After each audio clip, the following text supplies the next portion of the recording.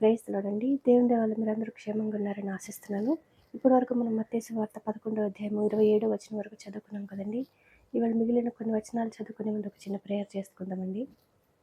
మహాపరిశుద్ధుడు అయిన యేసయ్య నీకే వందనాలు తండ్రి దేవా. ఇంతవరకు మమ్మల్ని సజీవ లెక్కలో పెట్టినైనా నీ గురించి మాట్లాడుకునే అవకాశం ఇచ్చినందుకు నీకే వందనాలు యేసయ్య తండ్రి.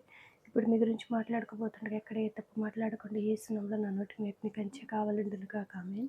యేసు నామములో మా అందరికీ నీ వాక్యాన్ని అర్థం చేసుకునే కృప కలుగునుగాక ఆమేన్. యేసు నామములో అడుగుచున్నాం తండ్రి ఆమేన్. కదండి, యేసయ్య ఇంకా జనసమూహంతో మాట్లాడుతూ ఏమంటున్నారో మనం చూద్దామండి. మత్తయి సువార్త 11వ అధ్యాయము 28వ వచనము. ప్రయాసపడి భారము మోసుకొనుచున్న సమస్త జనులారా నా యుద్ధకు రండి, నేను మీకు విశ్రాంతి కలుగచేతును. నేను సాత్వికుడను, దీన మనస్సు కలవాడను కనుక మీ మీద నా కాడి ఎత్తుకొని నా యుద్ధ నేర్చుకొనుడి, అప్పుడు మీ ప్రాణములకు విశ్రాంతి దొరుకును. ఏలయనగా నా కాడి సులువుగాను నా భారము తేలికగాను ఉన్నవి. మనందరికీ తెలుసు కదండి, సాతాను ఒక వ్యక్తిని నాశనం చేయాలనుకున్నప్పుడు ఆ వ్యక్తి పాపం చేయడానికి సాతాను ఎంతో ప్రోత్సహిస్తాడు కదండి. ఆ ప్రోత్సాహానికి అనుకూలంగా ఆ వ్యక్తి ఎప్పుడైతే ఆ పాపంలో పడిపోతాడో అదే సాతాను ఆ వ్యక్తి దగ్గరికి మరలా వచ్చి ఆ వ్యక్తిని ఎంతో నిరుత్సాహపరుస్తాడు కదండి. నువ్వు పాపంలో పడిపోయావు, నేను ఇంకా దేవుడు కూడా క్షమించడు, నీకు చావు ఒకటే మార్గం అనేటువంటి ఆలోచనలు సాతాను వ్యక్తిలో కలిగిస్తాడు కదండి. ఆలోచనలకు లొంగిపోయిన అనేక మంది ఆత్మహత్య చేసుకుంటారు కదండి. ఆ విధంగా చేసిన తర్వాత సాతాను ఆ మరణించిన వ్యక్తి యొక్క ఆత్మని నిత్య నరకంలోనికి తీసుకుని వెళ్ళిపోతుంది కదండి.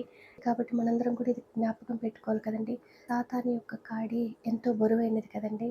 ఎందుకంటే అది పాపముతో కూడుకొని ఉన్నది కదండి.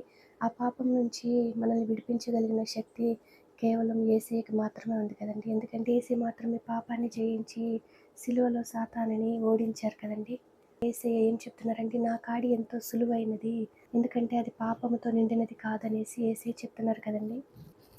కాబట్టి యేసయ్యని సొంత రక్షకునిగా అంగీకరించిన మనందరం కూడా యేసయ్య యొక్క కాడిని మోయాలి కదండి. అంటే యేసయ్య పరిశుద్ధుడు కాబట్టి మనం కూడా పరిశుద్ధులుగా ఉండాలి కదండి. ఆ విధంగా ఉండడానికి పరిశుద్ధాత్మ దేవుడు మనకి నిరంతరం సహాయం చేస్తారు కదండి. కాబట్టి మనము పరిశుద్ధాత్మ సహాయం తీసుకుని పరిశుద్ధంగా జీవించే కృప యేసు నామములో మనందరికీ కలుగునుగాక ఆమేన్. యేసు నామములో మనందరికీ సమాధానం కలుగునుగాక ఆమేన్. ఇప్పటివరకు చదువుకున్నాము మత్తయి సువార్త 11వ అధ్యాయము 28వ వచనం నుంచి 30వ వచనం వరకు. వాక్యాన్ని అర్థం చేసుకునే కృప యేసు నామములో మనందరికీ కలుగునుగాక ఆమేన్. యేసు నామములో మనందరికీ సమాధానం కలుగునుగాక ఆమేన్. Praise the lord.